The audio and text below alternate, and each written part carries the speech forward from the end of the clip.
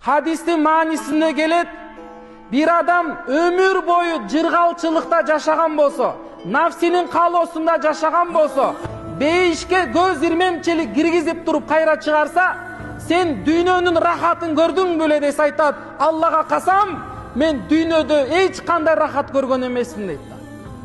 Демек туугандар, бейиштин рахаты чыныгы рахат туугандар. Аллах Таала ушул бейиште айтат, sen каалаган нерсең көрдүңбү? Ошонун бардыгы силер үчүн дейт туугандар. Аллах Таала түбөлүктү жыргалчылыкты бейишке коюп койгон. Дүйнөдө эмес, дүйнөдө нафсыңды тый, көзүңдү тый, тилиңди тый, оюңду тыйгын ар кайсыл жамандыктан, күнөөдөн, күнөө кылуудан, арам жолго баруудан Аллах Таала нааразы болот.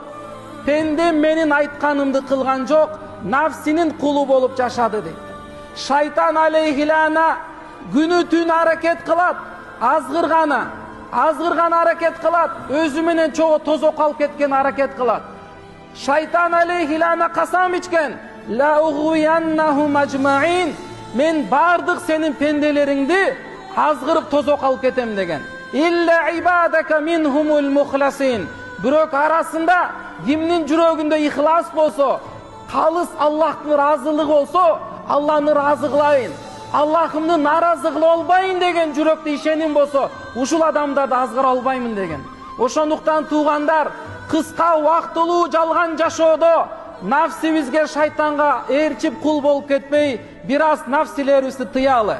Анан бейишке барганда Аллах Таала ушундай сага хур айындарды, касырларды Аллах Таала даярдап койгон. Түбөлүктү жаштыкты Аллах Таала берип коет. Мына ушул жактан каалаган нерсең болот, ушул жактан нафсиң тоет. Бул жашоодо эч качан нафсиң тойбойт.